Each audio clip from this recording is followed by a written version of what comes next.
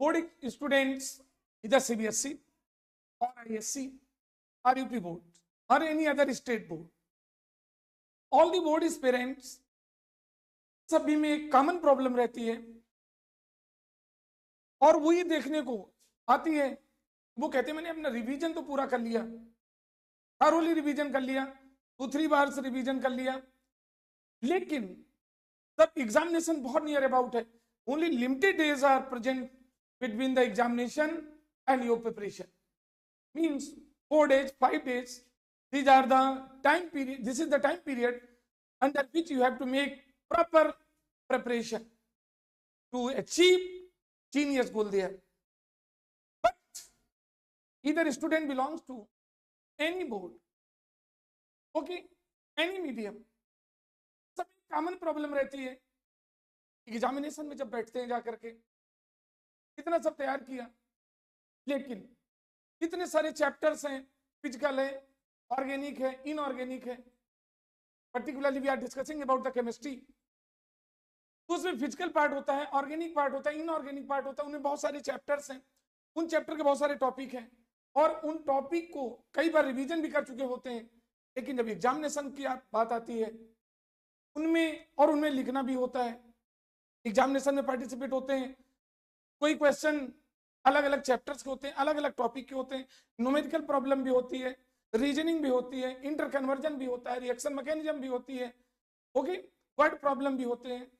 तो एक साथ इनको रिकॉल करके बहुत अच्छा परफॉर्म करना ये थोड़ा डिफिकल्ट दिखता है। डियर स्टूडेंट्स, यदि हम अभी लें आपका एक्सपीरियंस, तो you can on account of your get response, एक बात क्लियर हो रही है कि आपने अभी जेईई मेंस एग्जामिनेशन दिया, फर्स्ट सेशन, आपने मॉक टेस्ट बहुत सारे दिए, कंसर्न स्कूल में 1 और 2 प्री बोर्ड भी दिए और उनमें आपका परफॉर्मेंस, आप बहुत अच्छा रिवीजन करके गए थे, सिलेबस पूरा तैयार था, 2, 3, 4 टाइम्स भी रिवीजन किया था, लेकिन एग्जामिनेशन में तो जैसा आउटपुट आना चाहिए वैसा नहीं। और अपकमिंग बोर्ड एग्जामिनेशन में स्टूडेंट कुछ ऐसे हैं जो केवल बोर्ड के एग्जाम तैयारी कर रहे थे, कुछ स्टूडेंट थे जो नीट की प्रिपरेशन कर रहे थे बोर्ड के साथ साथ, कुछ स्टूडेंट थे जो जेईई मेंस एडवांस की प्रिपरेशन कर रहे थे बोर्ड के साथ साथ, लेकिन आप सभी को कॉमनली बोर्ड एग्जाम में पार्टिसिपेट करके अपने आप को स्किल्ड बनना है। बट यार स्टूडेंट, आपके प्रीवियस रिकॉर्ड बताता है कि मेंस के स्टूडेंट बहुत अच्छे स्टूडेंट्स हैं, उन्होंने बहुत अच्छी थरोली रिवीजन किया था और रिवीजन करने के बाद भी तब एग्जाम में बैठे, तो एग्जाम में बैठने के बाद उन क्वेश्चन को देख करके नो डाउट बहुत कॉम्प्लिकेटेड क्वेश्चन नहीं थे, लेकिन कुछ इंपॉर्टेंट टॉपिक्स, कुछ इंपॉर्टेंट थीम मिसिंग कर गए, अल्टीमेटली जितना अच्छा परफॉर्म करना चाहिए वो नहीं कर। अब उन्हें बोर्ड एग्जाम में बैठना है, टाइम बहुत कम है, अपने प्रीवियस को सोचकर उनका कॉन्फिडेंस लेवल लूज होने, मन में आता है कर पाएंगे कि नहीं कर पाएंगे, वैसा ही होगा।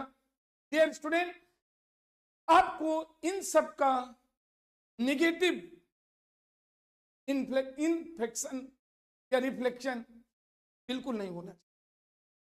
क्यों?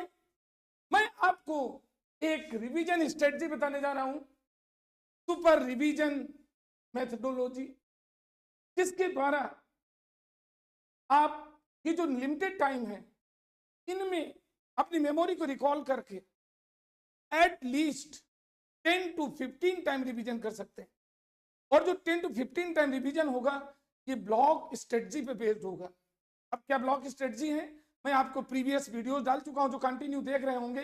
हमने फिजिकल का अलग, ऑर्गेनिक का अलग और इनऑर्गेनिक का अलग, क्या how to maintain organic preparation, how to smooth run my physical preparation and how to maintain preparation in inorganic chemistry, इनके ब्लॉक वाइज मैंने डाल रखे हैं, आपने देखा होगा।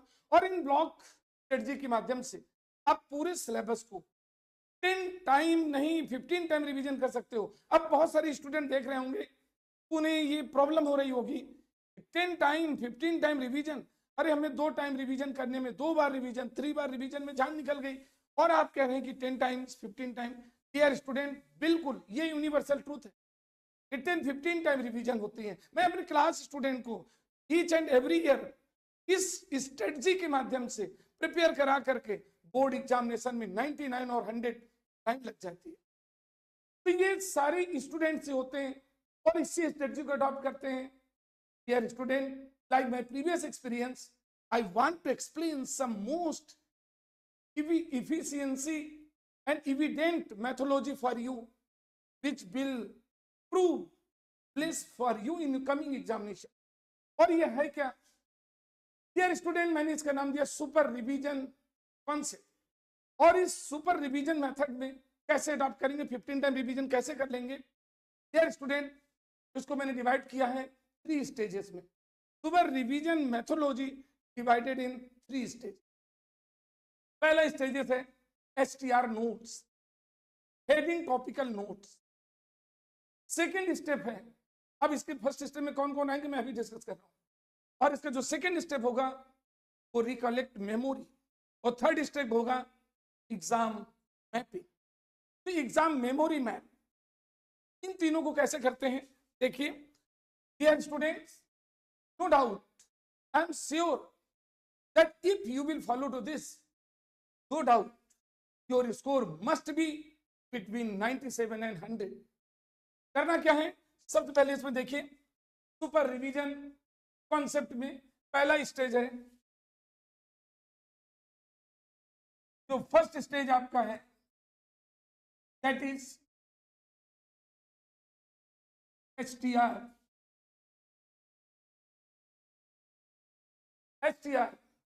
अब STR रिवीजन क्या होता है, व्हाट इज दिस? देखिए STR रिवीजन, ये जो STR रिवीजन पहले स्टेज में आया, we have divided in 3 part. STR revision को 3 पार्ट में हमने डिवाइड किया। वैसे मैंने 3 स्टेजेस बनाए, ये पहला, उन तीनों स्टेजेस में ये पहला स्टेज है STR, heading topical revision notes. अब इनमें क्या राइटिंग करना है आपको, देखिए इसके 3 स्टेप्स हैं। इसका पहला स्टेप है, समझिए बहुत अच्छी तरह से, it becomes most and most helpful, क्योंकि आपको लग रहा है क्या पढ़ें क्या ना पढ़ें, टाइम कम है, यदि हम प्रीवियस जो मिस्टेक कर चुके हैं फिर ऐसा ना हो जाए, और यही सोच आपकी प्रिपरेशन से क्या कर रही है, दूर ले जा रही है, आपको अट्रैक्ट करने की बजाय रिपेल कर रही है। आप अपने सब्जेक्ट से, आप अपने टॉपिक से कंटिन्यू अट्रैक्शन के बजाय रिपल्सन की ओर मूव कर रहे हैं।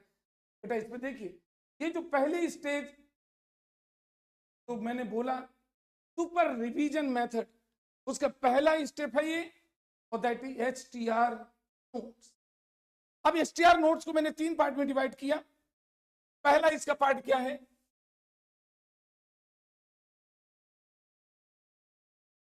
Class notes plus NCERT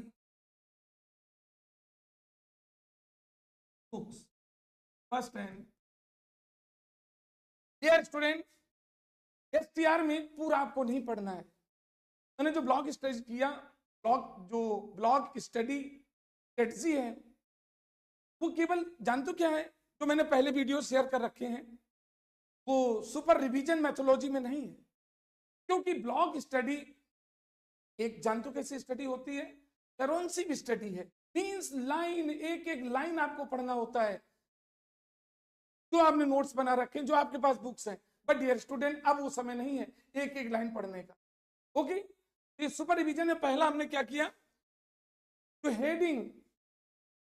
heading देखेंगे, उसमें मेन टॉपिक क्या है, हेडिंग एंड टॉपिक राइटिंग। तो पहले कैटेगरी क्या करेंगे, फर्स्ट कैटेगरी मैंने इसमें लिया, आपको नोट्स क्या देखना है, class notes and NCERT book. Means I hope आप जिससे भी पढ़ रहे थे, जिस कोचिंग में पढ़ रहे थे, ऑनलाइन पढ़ रहे थे, सेल्फ स्टडी कर रहे थे, मींस आपने नोट्स तैयार किए होंगे। क्योंकि नोट्स जो तैयार किए जाते हैं, उस सबसे बड़ी प्रॉपर्टी आपकी होती है, सबसे ज्यादा वो आपकी हेल्प करते हैं, राइट। वो क्लास नोट्स आपके हैं, आपने बना रखा है, टीचर्स ने बड़ी मेहनत करके बनाया है, जहां भी जिससे भी पढ़ रहे थे। यदि अवेलेबल है और नहीं है तो आप एनसीईआरटी बुक दोनों वॉल्यूम फर्स्ट एंड सेकेंड, और उनमें जितने भी आप पेज ले लीजिए, एक रजिस्टर पेज ले लीजिए और उनमें चैप्टर पहले ऑर्गेनिक ले लीजिए, और ऑर्गेनिक में जितने चैप्टर्स हैं उन चैप्टर के मेन जो हेडिंग्स हैं, जो टॉपिक हैं, वो टॉपिक लिखते जाइए, टॉपिक सारे लिखते जाइए। आप ये जो नोट सामने रखे होंगे और आपके एनसीईआरटी बुक होगी, उनके टॉपिक लिखते जाइए, ऑर्गेनिक के सारे टॉपिक लिख डालिए, केवल हेडिंग लिखनी है उनकी, पूरा मैटर अंदर का नहीं लिखना, हेडिंग लिखनी है केवल, ठीक है। ऑर्गेनिक हो गया, इनऑर्गेनिक हो गई और फिजिकल हो गई, ओके। इनको सारे एक पेजेस को लेकर पेजेस में सारे हेडिंग लिखते चले जाएंगे, और हेडिंग लिखते समय एक माइंड करते जाएंगे, रिकॉल करते जाएंगे उसके अंदर मैटर क्या है, एक नजर डालते जाएंगे। और इस वर्क में मैक्सिमम जो आपको समय लगेगा दैट इज 4 आवर्स में। ये HTR नोट्स का पहला स्टेप था, समझ गए, सबके समझ में आ गया होगा। क्लास नोट्स और एनसीईआरटी बुक, आप सारी हेडिंग नोट कर और अंदर का मैटर जो है एक बार देखते चले जाइए, रिकॉल करते जाइए, ताकि आपकी मेमोरी में रिफ्लेक्ट होता है, ओके। इसका जो सेकेंड स्टेप है HTR नोट्स का, सेकेंड स्टेप में क्या करेंगे, क्योंकि आपका न्यूमेरिकल भी है, न्यूमेरिकल पार्ट है, न्यूमेरिकल पार्ट फिजिकल के चैप्टर, चाहे इलेक्ट्रोकेमिस्ट्री हो, चाहे सॉल्यूशन हो, या केमिकल काइनेटिक्स, उन्हें बहुत सारे न्यूमेरिकल्स होते हैं, ओके। तो सारे एक न्यूमेरिकल लगाने का समय नहीं है, नहीं रिवीजन कर पाएंगे, एक न्यूमेरिकल लगाते चलेंगे पढ़ेंगे, नहीं हो पाएगा। आपके तीनों फिजिकल में तीनों चैप्टर के न्यूमेरिकल हैं। ऑर्गेनिक में वर्ड प्रॉब्लम होते हैं, compound A react with this to form B, B react then form C, C react with this compound to form D, identify ABCD, ठीक है। और इसी तरह से डी ब्लॉक से, डी एंड एफ ब्लॉक से भी आ जाते हैं इनऑर्गेनिक कंपाउंड का वर्ड प्रॉब्लम। तो वर्ड प्रॉब्लम हो गई, और ये तीनों फिजिकल के चैप्टर से जो न्यूमेरिकल हो गए। तो उसके लिए क्या करना है, TNR नोट, इसका सेकेंड टॉपिक दिया हमने TNR। TNR में क्या है बेटा, इंडिविजुअल न्यूमेरिकल नहीं आपको करना है, एक न्यूमेरिकल करते चले जाएंगे, परेशान हो जाएंगे। तो आप टॉपिक है नोट देखेंगे, इस टॉपिक से रिलेटेड कौन कौन न्यूमेरिकल है, उनमें सिर्फ देखते जाएंगे। किसकी मदद लेंगे आप, इसमें मदद लेंगे NCERT बुक, और आपकी जो न्यूमेरिकल की कॉपी बना रखी है, जो पूरे साल मेहनत किया है, जो मेहनत कलेक्ट किया है, आपने खून पसीना बहा करके डे नाइट एक करके जो नोट्स बनाया, उसको इग्नोर कैसे कर सकते हैं। तो आपकी पर्टिकुलर जो नोट्स हैं, उन नोट्स के जो एक न्यूमेरिकल कॉपी है जिसमें न्यूमेरिकल आपने सॉल्व किया, उस कॉपी की मदद लीजिए, और NCERT book, only NCERT book, okay. उस NCERT बुक में आप कैसे बनाएंगे, 3 चीजें देखेंगे। एक, दोनों volume first and second, specially physical chemistry में मीन solution, electrochemistry and chemical kinetics. इनमें देखिए क्या करेंगे, intext, example and exercise, intext, example and exercise. आप ये देखते नहीं केवल रहेंगे, आपके पास पेन होगा और रजिस्टर होगा, उसमें देखेंगे कि जैसे सपोज सॉल्यूशन है तो हेनरीज लॉ है, राउल्ट्स लॉ है, okay, elevation in boiling point है, डिप्रेशन इन फ्रीजिंग पॉइंट है, ऑस्मोटिक प्रेशर है। तो इनसे रिलेटेड कौन कौन से न्यूमेरिकल हैं जो मोस्ट इफेक्टिव न्यूमेरिकल हैं, तो उसमें क्या करेंगे, बुक्स आपके सामने रखी होंगी, ठीक है, उनमें आप रिकॉल करते जाएंगे। न्यूमेरिकल नंबर ये देखिए न्यूमेरिकल है, उसमें क्या लिख लेंगे रजिस्टर में, अब क्या, इसमें हेनरीज लॉ एप्लीकेबल है। दूसरे में न्यूमेरिकल कैटेगरी है ऑस्मोटिक प्रेशर से रिलेटेड है। नेक्स्ट कैटेगरी कौन सी है, एलिवेशन इन बॉइलिंग पॉइंट से रिलेटेड, ये न्यूमेरिकल, उसका टॉपिक न्यूमेरिकल नंबर, ओके। इस टॉपिक से सॉल्यूशन में इस टॉपिक की इतने न्यूमेरिकल, ये न्यूमेरिकल है, ओके। ऑस्मोटिक प्रेशर से ये न्यूमेरिकल है, ठीक इसी तरह से आप, और वो तीनों में देख लेंगे, इंटेक्स में भी, एग्जाम्पल से और एक्सरसाइज से, उससे करेंगे। डियर स्टूडेंट, यही कॉन्सेप्ट आप इलेक्ट्रोकेमिस्ट्री में करेंगे। इलेक्ट्रोकेमिस्ट्री में देखेंगे कोलरास लॉ है, कोलरास लॉ से रिलेटेड कौन कौन से न्यूमेरिकल नंबर, इंटेक्स में कौन सा था, कोलरास लॉ को फॉलो करता है, एग्जाम्पल में कौन कोलरास लॉ से रिलेटेड था, और एक्सरसाइज में कौन सा कोलरास लॉ से रिलेटेड था। ओके, तो टॉपिक और ये numerical number, topic numerical number, okay, ये तीनों में करेंगे। और डियर स्टूडेंट्स, मैं श्योर हूं इस बात का और आपको श्योर करता हूं, ये सब करने में you will spend maximum 3 hours time लगेगा। वो जो मैंने बताया था थ्योरिकल, वो 4 आवर्स में, ये कितना लगा, 3 आवर्स में। और इसकी तीसरी, ये किसमें है, सब एसटीआर के अंतर्गत है। एसटीआर, हेडिंग टॉपिक नोट्स, ठीक है ना, यानी एचआर नोट्स, एसटीआर नोट्स इसको बोलते हैं। और इसमें तीसरा है स्टेज, इस पहले टॉपिक का third stage, that is PYQ.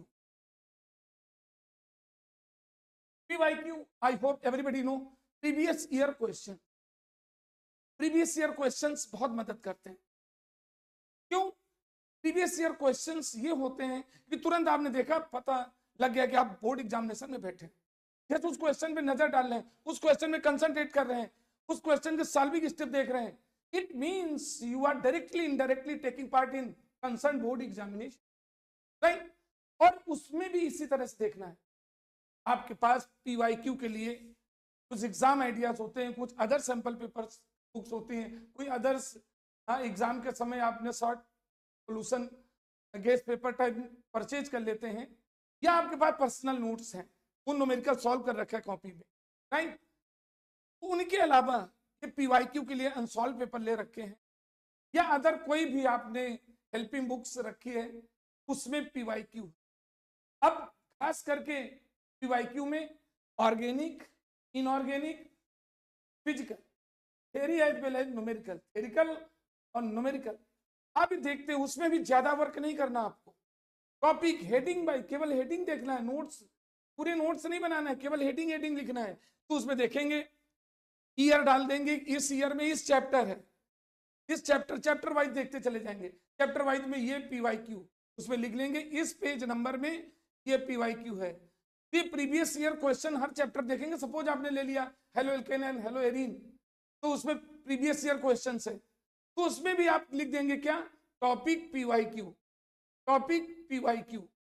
तो प्रीवियस ईयर की जो सीरीज आपके सामने है, प्रीवियस ईयर के क्वेश्चन जो रखे हैं, या आपने नोट्स में बना रखा है, शॉर्ट नोट बना रखा है, या आपके पास एग्जाम आइडिया या इस तरह के अदर्स जो हेल्पिंग मटेरियल है, एग्जाम शॉर्ट मटेरियल, उसमें पीवाईक्यू है, ओके। उसमें जो क्वेश्चन है उसमें क्या लिख दिया, मीन्स यदि सपोज करिए वहां पर कोई रिलेटेड उसमें है, कोई नेम रिएक्शन से है और ये आई है, तो ये नेम रिएक्शन है ना, नेम रिएक्शन लिख दिया, इससे रिलेटेड, इससे कोई, क्लियर। यदि आपका डिफरेंस है, तो डिफरेंस है पीवाईक्यू का, तो उसमें भी टॉपिक लिखा है, ये पीवाईक्यू इस ईयर का है। तो जो आप यहाँ सॉर्ट आउट कर रहे थे, ये टॉपिक लिखते चले जा रहे थे, उनमें सॉर्ट पीछे क्या लिख देंगे, हेडिंग का नाम लिया पीवाईक्यू, ईयर का नाम लिख दिया, ये 23 में था, ये 21 में था, ये 19 में था। तो ये जो सिलेक्शन कर रहे थे, ये जो टॉपिक लिखते चले जा रहे थे सभी चैप्टर के, केवल टॉपिक हेडिंग हेडिंग लिख रहे थे और कुछ नहीं लिख रहे थे, उनमें आप स्पीच कॉमन लगा करके या एक ब्रैकेट में उसी के साथ लिख दिया इस ईयर।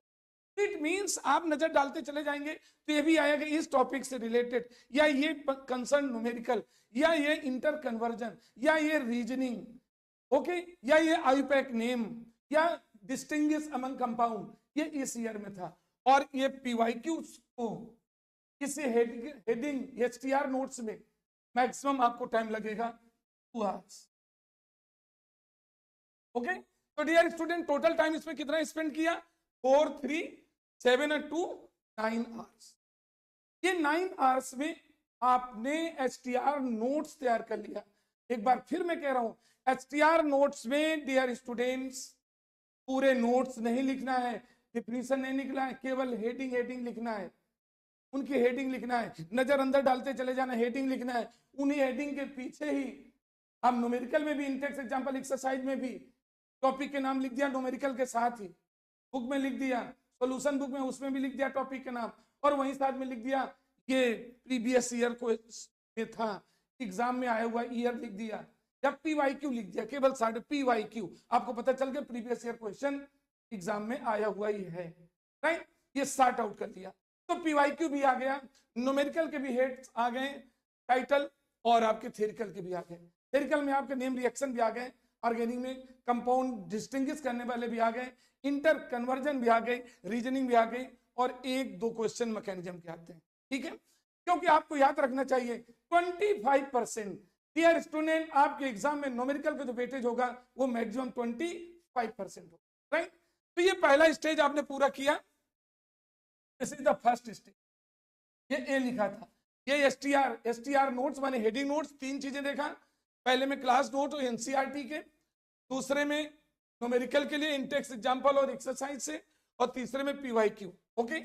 अब इसका देखिए सेकंड जो स्टेज है, ये फर्स्ट स्टेज था, second stage, dear student, second stage होता है रिकलेक्ट मेमोरी।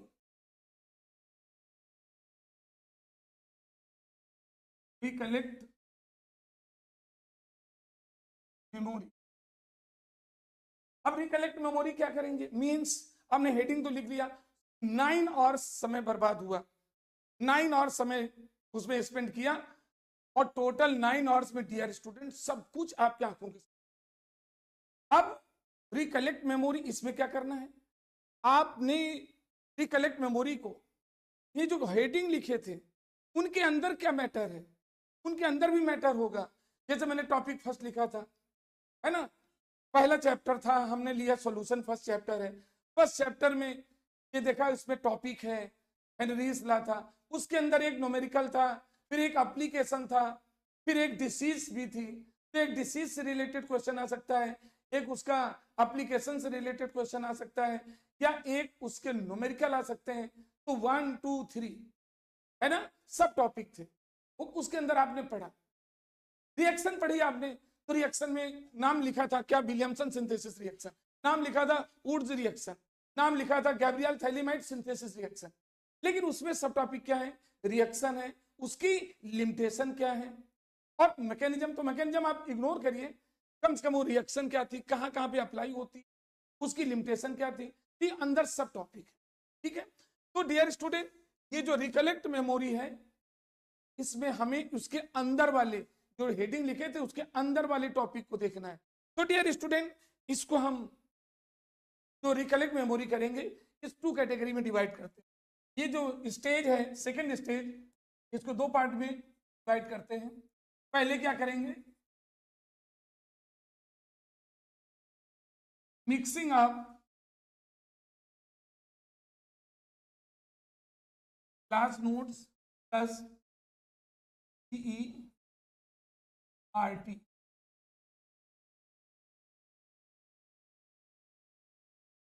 ये पहला काम किया।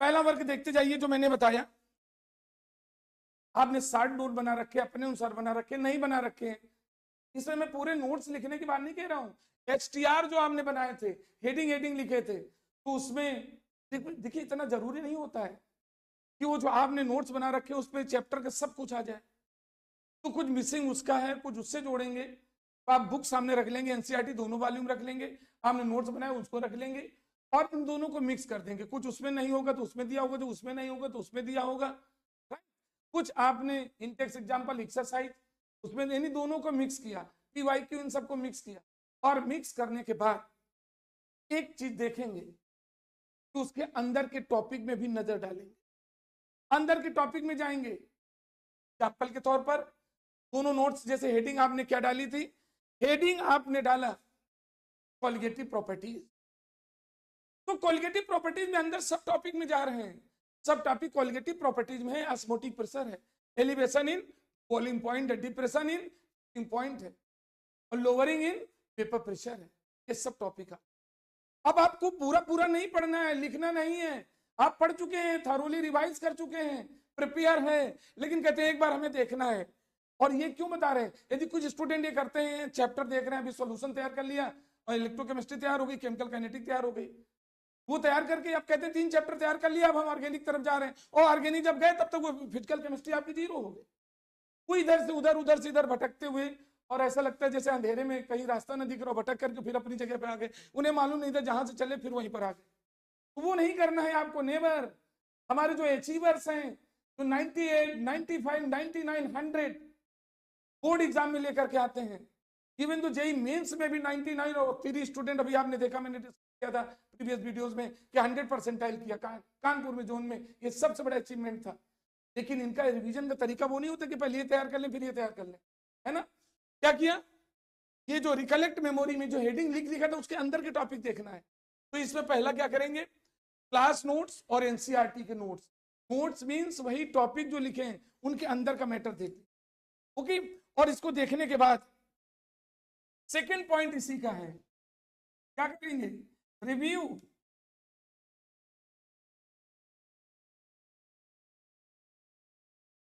Review of एचटीआर। तो एचआर नोट्स थे, एचटीआर नोट्स थे, यानी जो हेडिंग लिखा था उनको क्या करेंगे, रिव्यू करेंगे। रिव्यू मीन समझ रहे हैं ना, कि अंदर के टॉपिक को देखेंगे। पूरा लर्न नहीं करना, लर्न तो पहले कर चुके हैं, आपने लिखा, सोचा ये टॉपिक हेडिंग उसके अंदर ये होगा, बैठ करके अपने मेमोरी को रिकॉल कर रहे हैं। और मेमोरी रिकॉल करते समय एक चीज ध्यान रहे, उसके अंदर का जो मैटर है ये रिफ्लेक्स होना चाहिए, ठीक ना। आपके माइंड में फ्लैशिंग आनी चाहिए कि इसमें यहां तक था, हमने यहां तक पढ़ रखा था। केमिकल काइनेटिक में यदि पढ़ रहे हैं तो केमिकल काइनेटिक में फर्स्ट ऑर्डर रिएक्शन पढ़ा, तो फर्स्ट ऑर्डर रिएक्शन उसमें लिखा है, तो उसके तुरंत आपका फ्लैश होगा कि फर्स्ट ऑर्डर रिएक्शन में तो केमिकल काइनेटिक्स भी होता है, हाफ लाइफ टर्म्स में भी केमिकल काइनेटिक होता है, उसका ग्राफिकल रिप्रेजेंटेशन भी होता है। और फर्स्ट ऑर्डर में क्या बताया कि जितने रेडियो एक्टिव डिसइंटीग्रेशन है वो फर्स्ट ऑर्डर रिएक्शन में ही काउंट होते हैं। और आपको ये देखना है, यदि रिएक्शन गैसियस स्टेट में है तो उसके लिए फर्स्ट ऑर्डर रिएक्शन का काइनेटिक डिफरेंस होता है, डिफरेंट होता है। ये क्या करेंगे, कंटिन्यूअस रिकॉल करेंगे, क्योंकि रिकॉलिंग मेथड जो होता है आपके अंदर के मैटर को एवरग्रीन कर लेगा। और डियर स्टूडेंट, जब ये रिवीजन करते जाएंगे, जो कॉम्प्लिकेटेड चीजें तुम्हें याद नहीं आ रही थी, continuous revision, many times revision, 10 to 15 time revision, ये वो चीज है जो आपके कॉम्प्लिकेटेड प्रॉब्लम को एवरग्रीन कर देती है। जब एग्जाम में बैठेंगे बार बार वही नजर आएगा और आप बहुत स्ट्रांगली अटेम्प्ट करते चले जाएंगे। बट डियर स्टूडेंट, ये आपको रिकॉल करने में मींस हेडिंग देखा, उसके अंदर का बैठ कैसे सोच रहे हैं, रिकॉल कर रहे हैं कि क्या क्या था। हो सकता है उसमें बहुत सारे टॉपिक रिकॉल मेमोरी में ना आ पाए, तो आप तुरंत उसी समय जो नहीं रिकॉल में आ पा रहे थे, तुरंत बुक सामने आपके रखी चारों तरफ। ये नहीं ढूंढना है कि बुक कहाँ ढूंढे, कहाँ रखी है, सब आपके सामने होनी चाहिए, ओके। तुरंत आप उसी समय खोल करके अंदर देखिए क्या टॉपिक था, क्या गड़बड़ था, है ना। इसको बोलते हैं क्या, recall memory, review in memory. कोई न्यूमेरिकल है तो न्यूमेरिकल का ध्यान गया, केमिकल काइनेटिक्स से था तो आपने देखा था, एक न्यूमेरिकल ऐसा भी था, तुरंत माइंड आएगा। एक न्यूमेरिकल था कि number of the fraction of molecules whose energy is either equal or greater than its क्या एक्टिवेशन एनर्जी। तो रिकॉल माइंड भी किया, हाँ इससे तो एक इंटेक्स में न्यूमेरिकल दिया हुआ है, इसी से रिलेटेड है। एक पीवाईक्यू में इस ईयर में 2 इससे पूछे गए जो इसी से रिलेटेड है, ओके। डेटाबेस न्यूमेरिकल है, तो इसको कहते हैं रिव्यू करना। जब नहीं आ रहा है फिर उसको देखिए, फिर उसको देखो, और ये एक साथ जाएगा, ऑर्गेनिक के सारे चैप्टर, इनऑर्गेनिक के सारे चैप्टर और फिजिकल के सारे चैप्टर। तो ये जब रिकॉल कर रहे होंगे मेमोरी में, जहां गड़बड़ कर रहा है, मिसिंग कर रहा है, उस समय अपने पेशेंस को बिल्ड करिए। पेशेंस बिल्ड करना आपकी प्राइमरी सक्सेस का पहली आइडेंटिफिकेशन, राइट। और उसको देखते जाइए, बार बार देखेंगे। तो आई होप फर्स्ट टाइम जब इसको करेंगे, ये पूरा उसके अंदर का मैटर देखेंगे, रिव्यू करेंगे मेमोरी को, तो डियर स्टूडेंट इसमें आपको 7 to 8 आवर्स टाइम लग सकता है, 7 to 8 आवर्स टाइम लग जाएगा। तो 9 आवर्स उसमें लगे थे आपके, 7 to 8 आवर इसमें लग गए टाइम, ओके। लेकिन डियर स्टूडेंट ये सर्टेन है कि इसको जब 2-3 बार रिवीजन करेंगे, फर्स्ट रिवीजन में तो 7 to 8 आवर्स लगे, और इसी में आफ्टर यूजिंग 3 to 4 रिवीजन, 3 से 4 रिवीजन इसको ऐसे करेंगे, फिर रिकॉल करेंगे मेमोरी को, हेडिंग देखेंगे उसके अंदर की मेमोरी, हेडिंग देखेंगे उसके अंदर के सब टॉपिक देखेंगे, बार बार रिकॉल करेंगे, नहीं आ रहा खोल के देखेंगे, तो इसमें पहले लग गया है 7 to 8 आवर्स। लेकिन सेकंड 3-4 रिवीजन के बाद डियर स्टूडेंट ये 2 से 3 आवर्स तक मिट जाएगा। ये घट के कितना आ जाएगा? 2 to 3 आवर्स में आ जाएगा। मीन 2 से 3 घंटे में आप फिजिकल, ऑर्गेनिक, इनऑर्गेनिक रिवीजन कर लिया। और डियर स्टूडेंट्स एक चीज ध्यान रखिएगा, इसमें आपको एक चैप्टर नहीं, सारी चैप्टर्स फिजिकल, ऑर्गेनिक, इनऑर्गेनिक तीनों ब्लॉक के एक एक टॉपिक और उसके अंदर का रिवीजन कंटिन्यूअस होता चला जाए। और फाइनली आप क्या, और ये रिवीजन आप कितने, डियर स्टूडेंट नो डाउट मैं आपको श्योर करता हूं कि 10 to 15 revision with in 4 days में आप कंप्लीट। 15 रिवीजन सीक्वेंस मैंने अपनाया, आप अच्छी तरह देख लीजिए। और थर्ड है सी, तो थर्ड स्टेप अब क्विक रिवीजन, जो सुपर रिवीजन मैथोलॉजी का थर्ड स्टेप है वो एग्जाम मेमोरी मैप। एग्जाम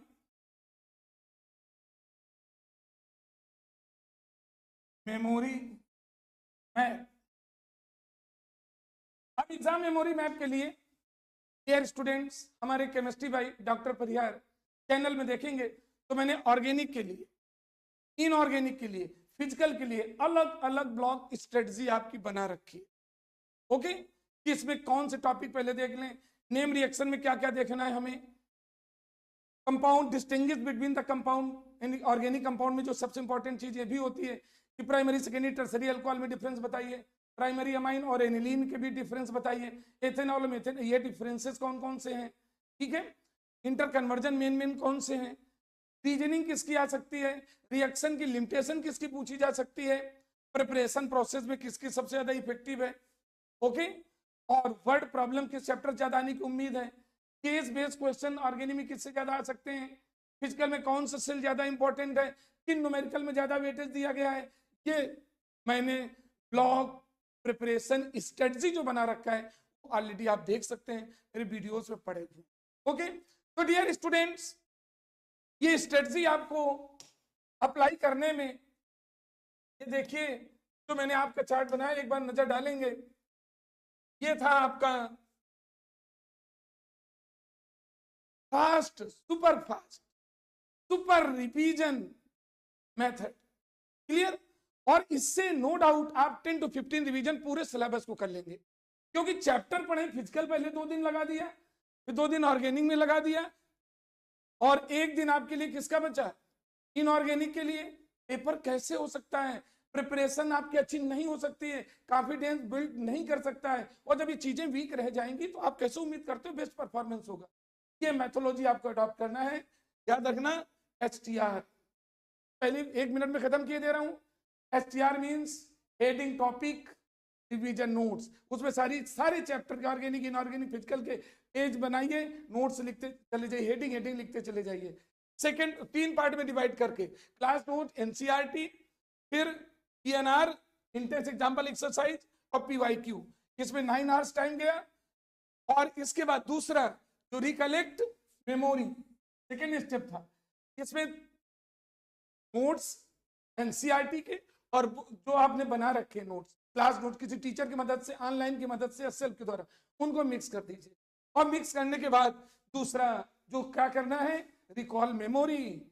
उस मेमोरी में आपको बार बार जाना है और देखना है उसमें कि कौन अंदर का टॉपिक छूट रहा है, और छूट रहा है तो तुरंत उसी समय बुक सामने रखे होगी, उसके अंदर चले जाइए। न्यूमेरिकल में भी, ऑर्गेनिक में भी, रिएक्शंस में भी, डिफरेंस में भी, और इनऑर्गेनिक के जो P&F में, और कोऑर्डिनेशन केमिस्ट्री में, ये ब्लॉक में डाल रखा हूं, उनको आप देख सकते हैं, राइट।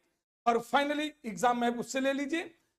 तो इसमें 9 आवर्स उसमें लगे थे, 8 आवर्स इसमें लगे, 9, 8, 17 आवर्स हो गए। और यहां पर जब 2-3 बार रिवीजन इसको कर लेंगे तो मात्र एक रिवीजन के में जानते हो कितना समय लगेगा, 2 to 3 आवर्स, मैक्सिमम 3 आवर्स लगेगा। तो आपके पास dear student total time 75 hours है। टोटल तो 108 आवर्स आते हैं, आज से लेकर के 6 के लास्ट 26 तक 108 आवर्स आते हैं, जिनमें आपके 6 आवर्स सोने के लिए और 2 आवर्स अदर कर दीजिए तो 75 आवर्स बचते हैं।